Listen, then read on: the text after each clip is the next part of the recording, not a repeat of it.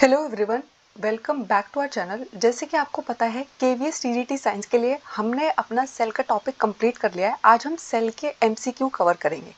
लेकिन ये जो सेल के एमसीक्यू है सिर्फ केवीएस टीजीटी साइंस के लिए वैल्यूएबल नहीं है। चाहे आप DSSB टीजीटी नेचुरल साइंस का एग्जाम दे रहे हैं, चाहे आप केवीएस का एग्जाम देने वाले हैं, चाहे आप फ्यूचर में एनबीएस, ईएमआरएस या फिर एस्टेट का एग्जाम देने वाले हैं, चाहे आप बीपीएससी टीआरई 4.0 का एग्जाम देने वाले हैं, यानी कि टीजीटी साइंस का अगर कोई भी एग्जाम आप देने वाले हैं उसके लिए ये सेल के एमसीक्यू बहुत इंपॉर्टेंट है। इन एमसीक्यू के अंदर हम दो चीज़ें कवर करेंगे। पहले तो वो क्वेश्चन जो class 9th and class 11th के सेल चैप्टर से इंपॉर्टेंट है, और उसके बाद मैं आपको कराऊंगी हमारे जो डिफरेंट टीजीटी साइंस के एग्जाम में सेल चैप्टर से क्वेश्चन पूछे गए हैं वो। तो स्टार्ट करते हैं। सबसे पहला क्वेश्चन है, cell is a dash word which means little room. तो सेल जो है वो किस भाषा से लिया गया शब्द है? इटालियन भाषा से, स्पेनिश भाषा से, लैटिन भाषा से या फिर पोर्चुगीज भाषा से? तो आपको पता है जो सेल है वो लैटिन भाषा से लिया गया शब्द है जिसका मतलब होता है लिटिल रूम। और सेल की खोज किसने की थी? सबसे पहले रॉबर्ट हुक ने।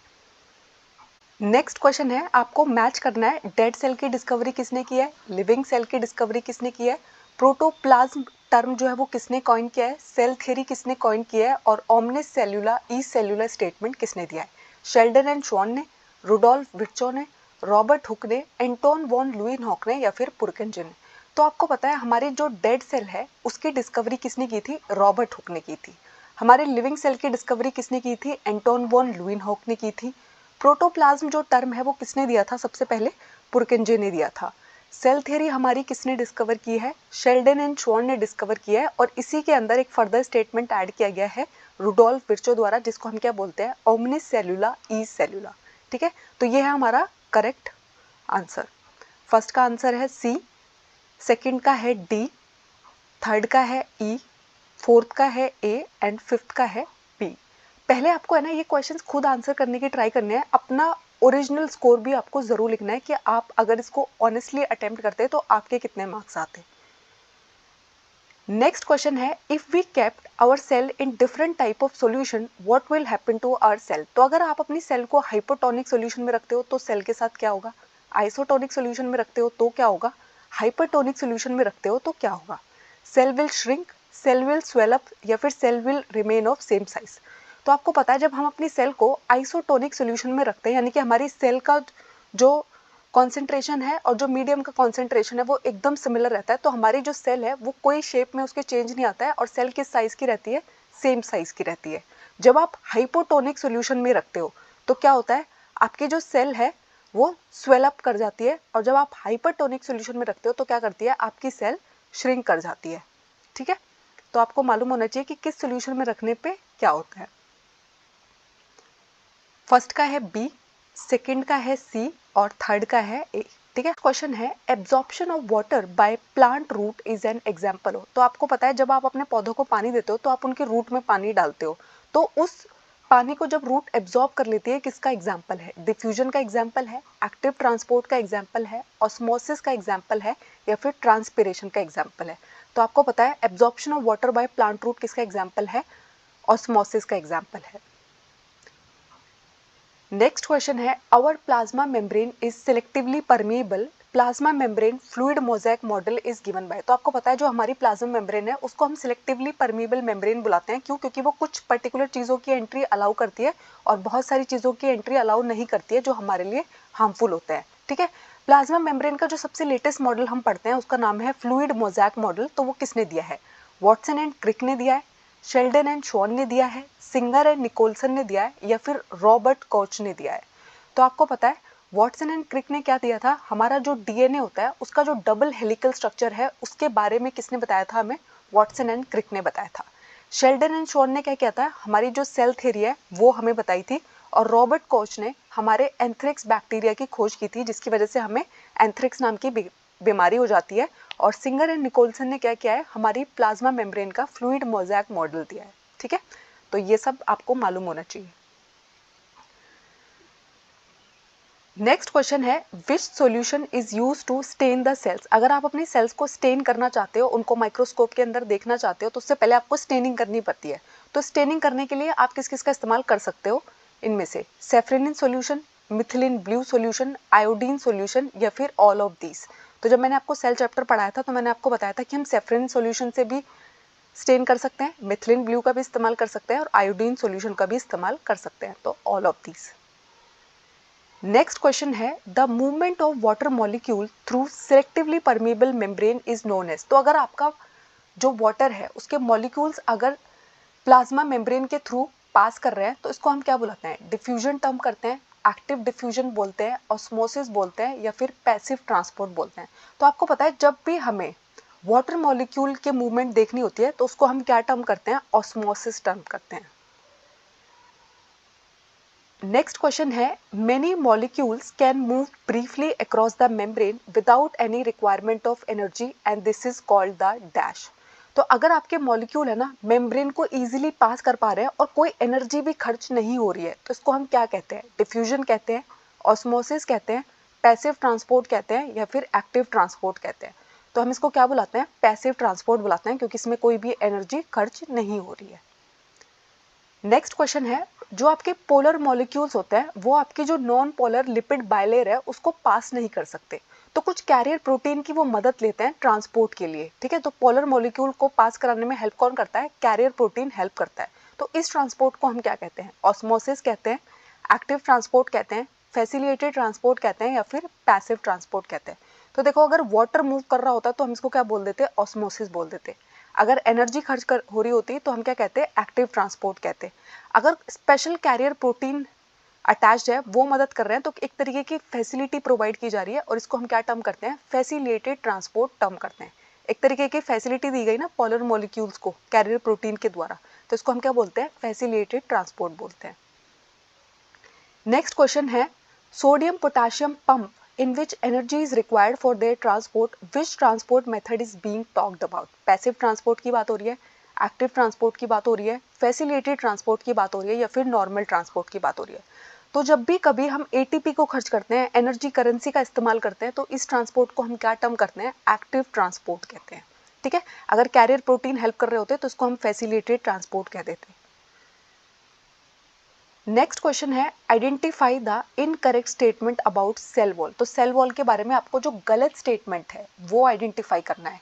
Cell wall give shape to the cell, protect the cell from mechanical damage and infection, cell wall present in plants, fungi and animals, helps in cell to cell interaction. तो आपको पता है जब हमने ये chapter पढ़ा है तो मैंने आपको है ना सेल वॉल के बारे में बहुत सारे फायदे बताए। तो सेल वॉल जो है वो सेल को शेप देने का काम करती है, बिल्कुल सही बात है। किसी भी तरीके के मैकेनिकल डैमेज एंड इन्फेक्शन से प्रोटेक्ट करती है, ये बात भी बिल्कुल सही है। सेल टू सेल इंटरेक्शन में हेल्प करती है, ये बात भी सही है।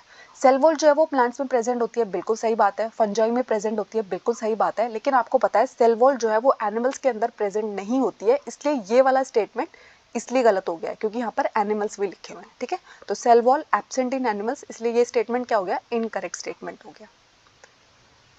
नेक्स्ट क्वेश्चन है bacteria flagellum is composed of 3 part, which of the following is not the part of flagella. तो आपको पता है हमारे बैक्टीरिया के पास फ्लैजिला प्रेजेंट होता है और मेजरली उसके अंदर 3 पार्ट देखने को मिलता है। इनमें से कौन सा फ्लैजिला का पार्ट नहीं है ये बताना है आपको। फिलामेंट, हुक, इंक्लूजन या फिर बेसल बॉडी। तो जब मैंने आपको सेल चैप्टर पढ़ाया क्लास 11 से तो मैंने आपको बताया कि हमारे बैक्टीरिया के फ्लैजिलम में 3 पार्ट होते हैं, filament, hook and basal body. Inclusion body एक अलग चीज होती है जो प्रोकैरियोटिक सेल के अंदर प्रेजेंट होती है। ठीक है, तो ये हमारा आंसर हो गया। नेक्स्ट क्वेश्चन है a cell organelle which is found in both prokaryotic and eukaryotic cell, membraneless cell organelle involved in protein synthesis, which cell organelle is being talked about. तो आपको एक ऐसे सेल ऑर्गेनल के बारे में बताना है जो प्रोकैरियोटिक सेल के अंदर भी प्रेजेंट है और यूकैरियोटिक सेल के अंदर भी प्रेजेंट है।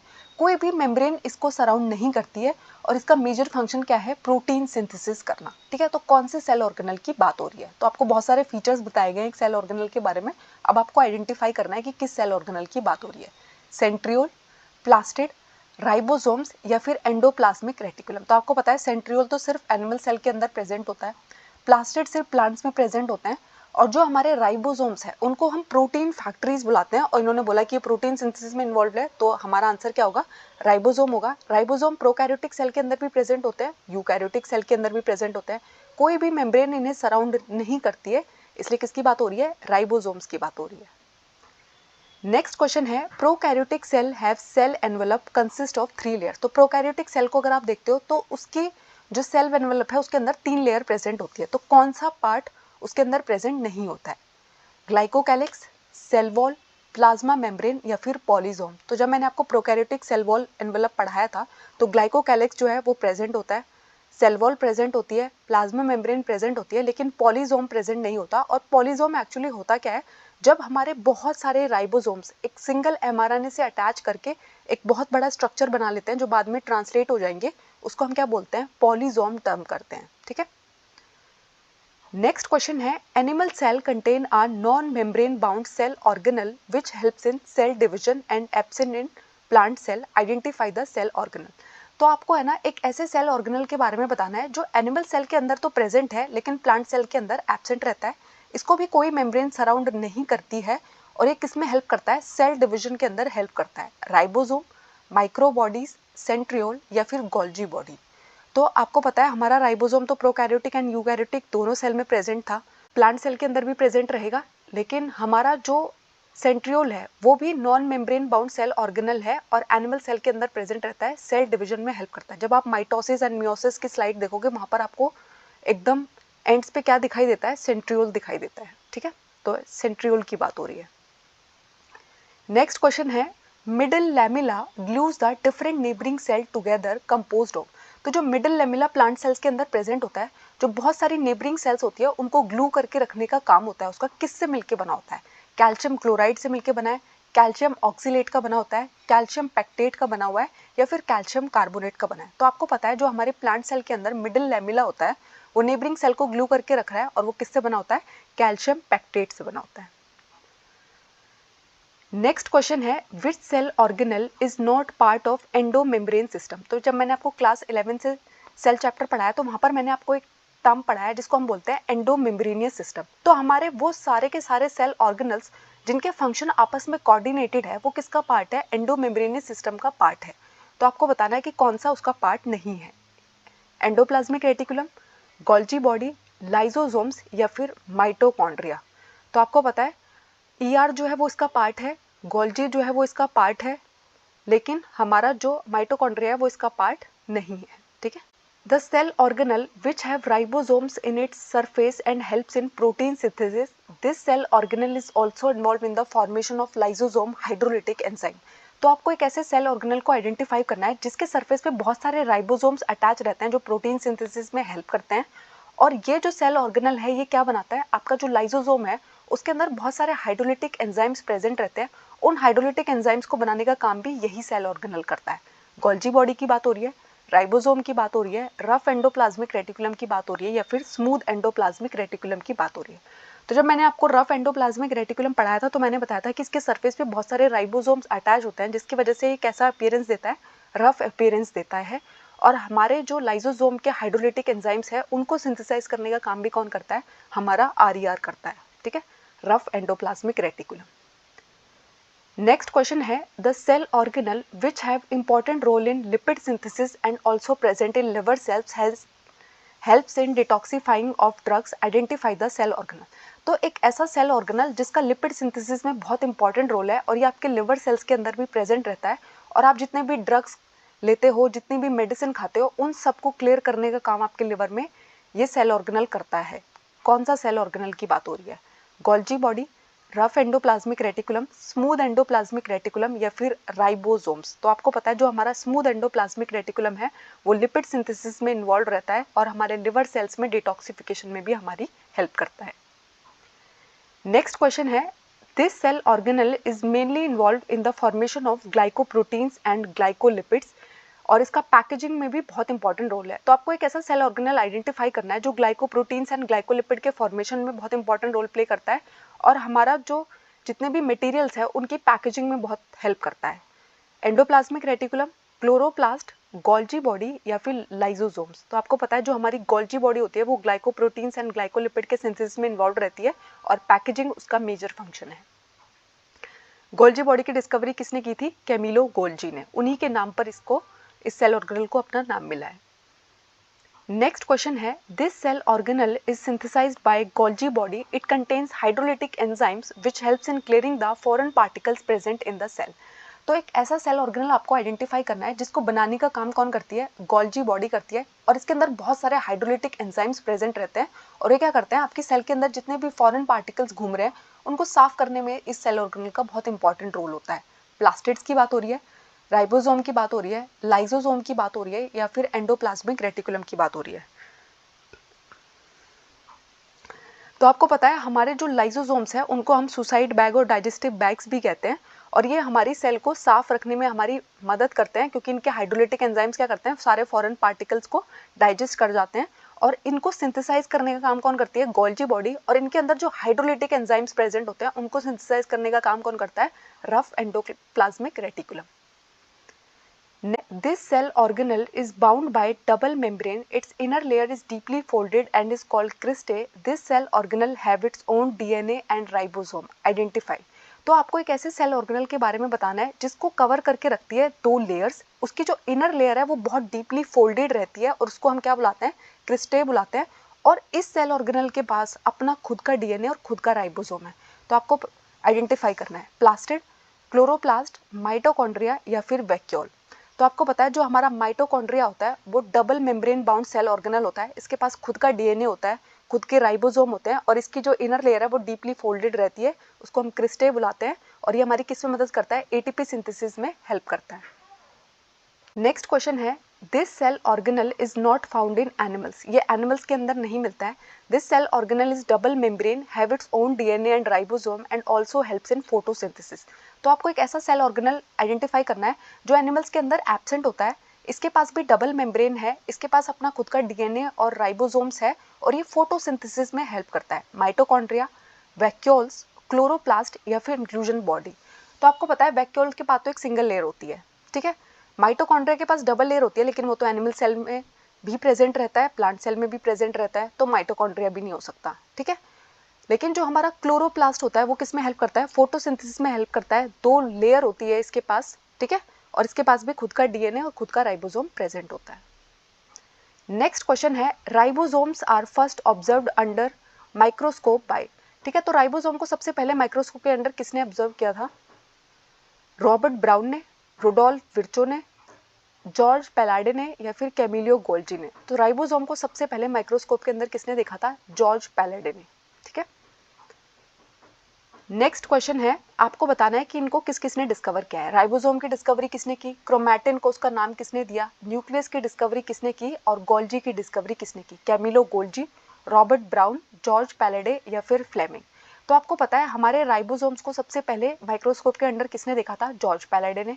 क्रोमैटिन को उसका नाम किसने दिया था, फ्लेमिंग ने दिया था। न्यूक्लियस की डिस्कवरी की है रॉबर्ट ब्राउन ने, और गोल्जी आइडेंटिफाई करना सबसे आसान है क्योंकि गोल्जी को उसका नाम उनके डिस्कवरर की वजह से ही मिला है, कैमिलो गोल्जी ने उनकी डिस्कवरी की है। तो फर्स्ट का सी, सेकंड का डी, थर्ड का बी एंड फोर्थ का ए, ठीक है। नेक्स्ट क्वेश्चन है, dash are self replicating extra chromosomal segment of double stranded circular and naked DNA present in bacterial cell. तो बताना है आपको कि हमारे बैक्टीरियल सेल्स के अंदर एक्स्ट्रा क्रोमोसोमल सेगमेंट जो प्रेजेंट होता है, सर्कुलर डीएनए जो प्रेजेंट होता है, उसको हम क्या टर्म करते हैं, न्यूक्लियोइड बुलाते हैं, मीजोसोम्स बुलाते हैं, प्लाज्मिड्स बुलाते हैं, या फिर बैक्टीरियोफाजेस बुलाते हैं। तो हमारी बैक्टीरियल सेल के अंदर क्या प्रेजेंट रहते हैं, प्लाज्मिड्स प्रेजेंट रहते हैं, ठीक है। नेक्स्ट क्वेश्चन है, glycocalyx of the bacterial cell में occur in the form of loose sheet called dash और it may be thick and tough called dash. तो आपको बताना है जो हमारे बैक्टीरियल सेल, हमारे प्रोकैरियोटिक सेल का जो सेल एनवेलप होता है उसके अंदर ग्लाइकोकैलिक्स प्रेजेंट होता है। अगर वो एक लूज शीट की फॉर्म है तो उसे आप क्या कहोगे, अगर वो टफ है तो उसको आप क्या कहोगे, capsule and slime layer and capsule, mesosome and capsule, mesosome and slime layer. तो आपको पता है अगर लूज शीट है तो उसको हम स्लाइम लेयर बुलाते हैं, अगर थिक एंड टफ है तो उसको हम कैप्सूल टर्म करते हैं। क्लास 11th का जो सेल चैप्टर मैंने आपको पढ़ाया वहां मैंने ये बात आपको बताई है, ठीक है। नेक्स्ट क्वेश्चन है, continuity of cytoplasm from cell to cell is maintain through cytoplasmic connection called. तो आपको पता है साइटोप्लाज्म जो है cell to cell continuity show करते हैं साइटोप्लाज्मिक कनेक्शंस के थ्रू, तो उनको हम क्या बुलाते हैं, एंडोप्लाज्मिक रेटिकुलम बुलाते हैं, टाइट जंक्शंस बुलाते हैं, प्लाज्मोडेस्माटा बुलाते हैं, या फिर गैप जंक्शंस बुलाते हैं। तो आपको पता है हमारे प्लांट सेल्स के अंदर आपको क्या देखने को मिलते हैं, हमारे मिडिल लेमिला को ट्रांसवर्स करते हैं हमारे प्लाज्मोडेस्माटा और उनके थ्रू क्या मेंटेन रहता है, साइटोप्लाज्मिक कनेक्शंस बने रहते हैं, ठीक है, तो प्लाज्मोडेस्माटा। नेक्स्ट क्वेश्चन है, read the statement, the cisternae in Golgi complex have cis face and trans face. Second statement है, the cis face is called forming face and the trans face is known as maturing face. तो आपको बताना है कि statement सही है कि गलत है। Both are correct, both are incorrect, only one is correct, only two is. पहला स्टेटमेंट एकदम करेक्ट है। सेकेंड स्टेटमेंट है, सिस फेस को हम फॉर्मिंग फेस कहते हैं, बिल्कुल सही बात है। ट्रांस फेस को हम मैच्योरिंग फेस कहते हैं, ये भी बिल्कुल सही बात है। तो both statement are correct. Next question है, राइबोसोम किससे मिलकर बने हैं, सिर्फ आरएनए से, सिर्फ प्रोटीन से, आरएनए एंड प्रोटीन से, या फिर आरएनए प्रोटीन एंड डीएनए से। तो आपको पता है जो हमारे राइबोसोम्स है वो आरएनए एंड प्रोटीन से मिलकर बने होते हैं, ठीक है। नेक्स्ट क्वेश्चन है, a common characteristic feature of plant sieve tube cells and mammalian erythrocyte. तो आपको पता है हमारे प्लांट का जो फ्लोएम टिश्यू होता है उसके अंदर सीव सेल्स प्रेजेंट होती है और जो हमारी आरबीसी है जिसको हम इरेथ्रोसाइट बुलाते हैं, उनके बीच में एक कॉमन फीचर आपको बताना है, absence of mitochondria, presence of cell wall, absence of nucleus, presence of haemoglobin. देखो इरेथ्रोसाइट के अंदर हीमोग्लोबिन होता है लेकिन सीव ट्यूब सेल के अंदर तो नहीं होता, माइटोकॉन्ड्रिया एब्सेंट नहीं होते, सेल वॉल दोनों में प्रेजेंट नहीं होती क्योंकि इरेथ्रोसाइट के अंदर नहीं होती, ठीक है। लेकिन आपको पता है जो मेमेलियन आरबीसी होती है, ह्यूमन आरबीसी होती है, उसके अंदर न्यूक्लियस नहीं होता, और जो हमारी फ्लोएम की सीव ट्यूब सेल्स है उसके अंदर भी न्यूक्लियस नहीं होता है, ठीक है। ये इन दोनों के बीच का कॉमन फीचर है। नेक्स्ट क्वेश्चन है, reserve material in prokaryotic cell is stored in the cytoplasm in the form of. तो आपको पता है हमारी प्रोकैरियोटिक सेल भी अपना रिजर्व मटेरियल स्टोर करती है साइटोप्लाज्म में, किस फॉर्म में, मीजोसोम की फॉर्म में, इंक्लूजन बॉडी की फॉर्म में, पॉलीजोम की फॉर्म में, या फिर स्वेटबर्ग की फॉर्म में। तो आपको पता है प्रोकैरियोटिक सेल के अंदर जो रिजर्व मटेरियल होता है वो स्टोर किया जाता है इंक्लूजन बॉडी की तरह, ठीक है, इंक्लूजन बॉडीज बुलाते हैं। नेक्स्ट क्वेश्चन है, in amoeba dash vacuole helps in osmo regulation. तो अमीबा की ऑस्मो रेगुलेशन में हेल्प कौन करता है, फूड वैक्यूल, ट्रांस वैक्यूल, सिस वैक्यूल, या फिर कॉन्ट्रेक्टाइल वैक्यूल। तो आपको पता है अमीबा के पास फूड वैक्यूल प्रेजेंट होता है जो उसकी फूड कैप्चरिंग में हेल्प करता है, और कॉन्ट्रेक्टाइल वैक्यूल उसकी किस में मदद करता है, ऑस्मो रेगुलेशन में हेल्प करता है, ठीक है। नेक्स्ट क्वेश्चन है, मैच करना है आपको, amyloplast, elaioplast, aleuroplast store protein, store carbohydrate, store oil and fat. तो आपको पता है आपके जो अमाइलोप्लास्ट है वो कार्बोहाइड्रेट को स्टोर करते हैं, आपके जो इलियोप्लास्ट है वो ऑयल एंड फैट को स्टोर करते हैं, और आपके जो एल्यूरोप्लास्ट है वो प्रोटीन को स्टोर करते हैं। और ये टॉपिक कहाँ से आता है, आपके जो प्लास्टिड्स होते हैं, ठीक है, क्लोरोप्लास्ट हो सकता है, फिर आपके पास क्रोमोप्लास्ट हो सकते हैं, और फिर आपके पास ल्यूकोप्लास्ट होते हैं। ल्यूकोप्लास्ट होता है कलरलेस प्लास्टिड, और कलरलेस प्लास्टिड की 3 कैटेगरीज होती हैं जो क्या है, अमाइलोप्लास्ट, इलियोप्लास्ट एंड एल्यूरोप्लास्ट। तो फर्स्ट का है बी, सेकंड का है सी एंड थर्ड का है ए। नेक्स्ट क्वेश्चन है, क्रोमोसोम किससे मिलके बने होते हैं, डीएनए से, आरएनए से, DNA histone and non histone protein से, डीएनए और हिस्टोन से मिलके। तो आपको पता है आपके जो क्रोमोसोम्स है उसके पास डीएनए प्रेजेंट होता है, histone and non histone protein भी प्रेजेंट होते हैं। अब देखो ये क्वेश्चन तो थे जो मैंने डिजाइन किए थे, अब मैं आपको वो क्वेश्चंस कराऊंगी जो डिफरेंट डिफरेंट पेपर्स में आपसे पूछे गए हैं, DSSS में पूछे गए हैं, KVS में पूछे गए हैं, NVS में पूछे गए हैं, EMRS में पूछे गए हैं, ठीक है। डिफरेंट डिफरेंट एग्जाम में जो क्वेश्चन पूछे गए हैं सेल के, अब हम वो कवर करेंगे। Cell organelles have their own DNA and ribosomes are. आपको ऐसे सेल ऑर्गेनल्स के बारे में बताना है जिनके पास खुद का डीएनए और खुद का राइबोसोम है। Golgi and lysosome, mitochondria and plastid, plastid and cytoplasm, mitochondria and vacuole. तो ऐसे सेल ऑर्गेनल्स कौन होते हैं, माइटोकॉन्ड्रिया एंड प्लास्टिड, ये दोनों के दोनों double membrane bound cell organelles भी है, और इनके पास खुद का डीएनए और खुद का राइबोसोम भी प्रेजेंट होता है। नेक्स्ट क्वेश्चन है, the protein and lipids which are essential for building the cell membrane are manufactured by. तो आपको पता है हमारी सेल मेम्ब्रेन के अंदर प्रोटीन और लिपिड प्रेजेंट होते हैं, उनको मैन्युफैक्चर करने का काम कौन करते हैं, mitochondria, plasma membrane, Golgi apparatus, या फिर रफ एंडोप्लाज्मिक रेटिकुलम। तो रफ एंडोप्लाज्मिक रेटिकुलम क्या करते हैं, प्रोटीन और लिपिड्स के सिंथेसिस में हेल्प करते हैं, जो किसमें रिक्वायर्ड होंगे, हमारी सेल मेम्ब्रेन के मैन्युफैक्चर के लिए बहुत इंपॉर्टेंट होते हैं। नेक्स्ट क्वेश्चन है, which of the following is present in the prokaryotic cell. इनमें से कौन सा प्रोकैरियोटिक सेल के अंदर भी आपको देखने को मिलेगा, लाइसोसोम, क्लोरोप्लास्ट, साइटोप्लाज्म, या फिर एंडोप्लाज्मिक रेटिकुलम। तो देखो साइटोप्लाज्म जो होता है वो प्रोकैरियोटिक सेल के पास भी होता है और यूकैरियोटिक सेल के पास भी होता है। राइबोसोम जो होता है वो प्रोकैरियोटिक सेल के अंदर भी प्रेजेंट होता है और यूकैरियोटिक सेल के अंदर भी प्रेजेंट होता है। लेकिन लाइसोसोम, क्लोरोप्लास्ट और एंडोप्लाज्मिक रेटिकुलम ये तीनों के तीनों प्रोकैरियोटिक सेल के अंदर प्रेजेंट नहीं होते हैं। नेक्स्ट क्वेश्चन है which of the following is found in plant cells only. इनमें से ऐसी कौन सी चीज है जो सिर्फ प्लांट सेल में देखने को मिलेगी? प्लास्टिड, सेंट्रोसोम, ग्रेन्यूल्स और वैक्यूल्स। तो आपको पता है प्लास्टिड जो होता है वो एनिमल सेल के अंदर प्रेजेंट नहीं होते, सिर्फ प्लांट सेल्स के अंदर प्रेजेंट होते हैं। नेक्स्ट क्वेश्चन है which of the following carry out cellular respiration and are called power house of the cell. तो आपको पता है power house of the cell हम किसको बुलाते हैं? राइबोसोम को, माइटोकॉन्ड्रिया को, न्यूक्लियस को, या फिर राइबोसोम एंड माइटोकॉन्ड्रिया दोनों को। तो आपको पता है बचपन से हम पढ़ते आ रहे हैं कि mitochondria is called power house of the cell, क्योंकि उसके अंदर क्या होता है? एटीपी का सिंथेसिस होता है। एटीपी का फुल फॉर्म क्या होता है वो कमेंट्स में बताइएगा। नेक्स्ट क्वेश्चन है which of the following are known as suicide bag. Suicide bag हम किसको बोलते हैं? गोल्जी बॉडी को, लाइसोसोम को, माइटोकॉन्ड्रिया को, या फिर राइबोसोम को। तो आपको पता है हमारे लाइसोसोम्स क्या कहलाते हैं? सुसाइड बैग कहलाते हैं, डाइजेस्टिव बैग कहलाते हैं। नेक्स्ट क्वेश्चन है which of the following is not a feature of prokaryotic cell. इनमें से कौन सा प्रोकैरियोटिक सेल का फीचर नहीं है? These cell do not have a well organised nucleus. बिल्कुल सही बात है, नहीं होता है इनके पास well defined nucleus. Genetic material is a single molecule of DNA lying in cytoplasm. ये भी बिल्कुल सही बात है। Bacteria and blue green algae are example of prokaryotic cell. बिल्कुल सही बात है। Membrane bound organelle such as mitochondria, endoplasmic reticulum, lysosome, chloroplast, nucleolus are present with in the cytoplasm. तो आपको पता है हमारे prokaryotic cell and eukaryotic cell के बीच में सबसे मेजर डिफरेंस जो होता है वो यही होता है कि प्रोकैरियोटिक सेल के अंदर membrane bound cell organelles present नहीं होते, इसलिए ये फीचर नहीं होता है प्रोकैरियोटिक सेल का। नेक्स्ट है cristae are the folds of inner membrane present in which of the following cell organelle.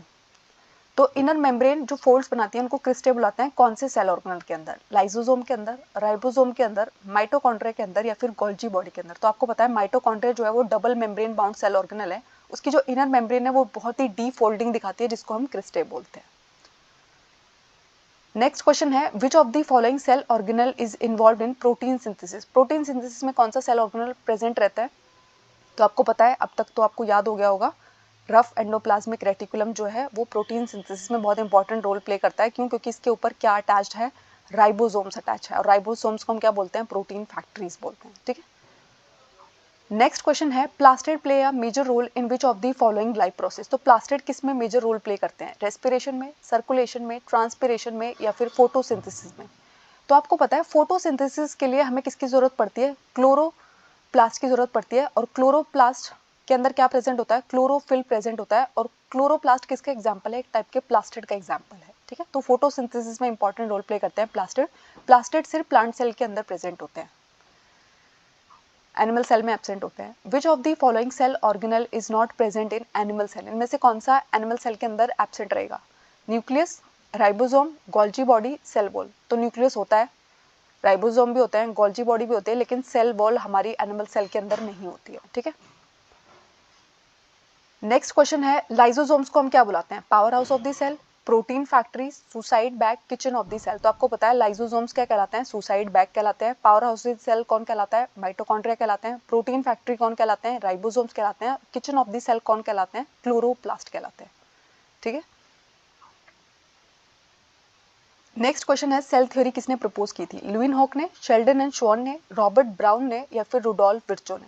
तो आपको पता है शेल्डन एंड शॉन जो थे इनमें से एक बॉटनिस्ट थे, एक जूलॉजिस्ट थे। शेल्डन जो थे वो बॉटनिस्ट थे, शॉन जो थे वो जूलॉजिस्ट थे।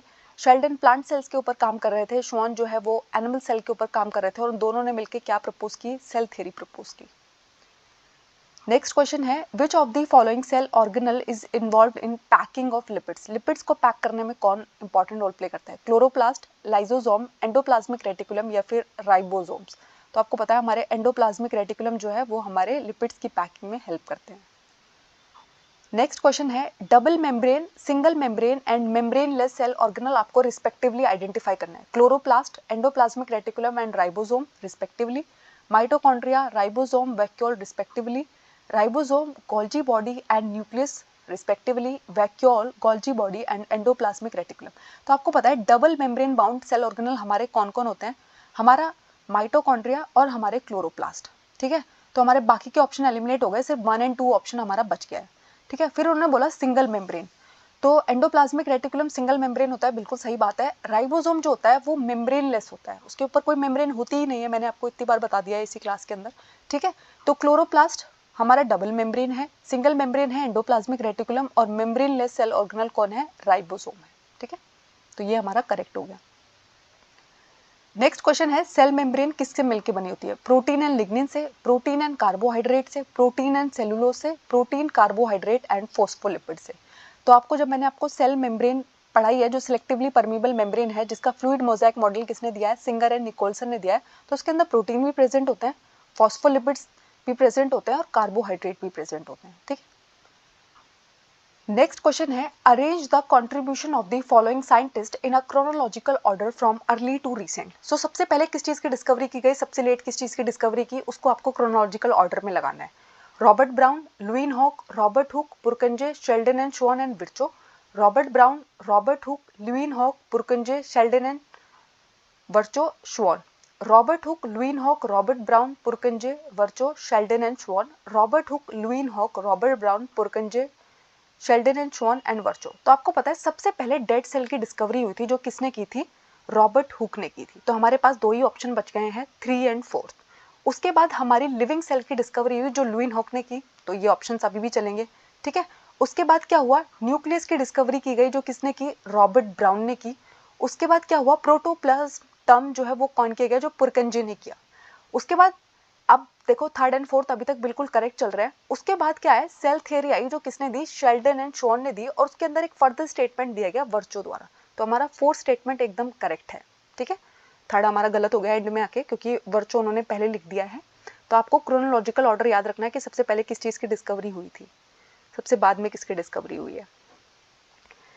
नेक्स्ट क्वेश्चन है select the correct statement about rough endoplasmic reticulum among the following.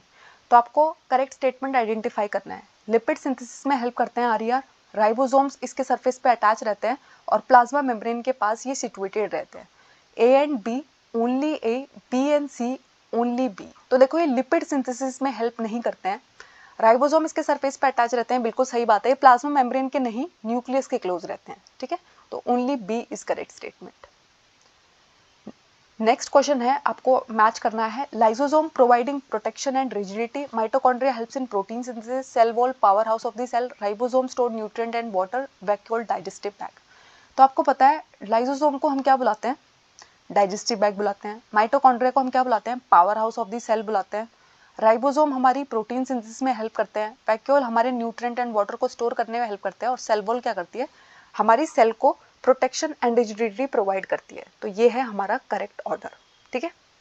Lysosome digestive bag है, mitochondria power house of the cell है, cell wall protection and rigidity provide करते हैं, राइबोसोम प्रोटीन सिंथेसिस में help करते हैं, vacuole जो है वो न्यूट्रिएंट एंड वाटर को स्टोर करने में हेल्प करते हैं।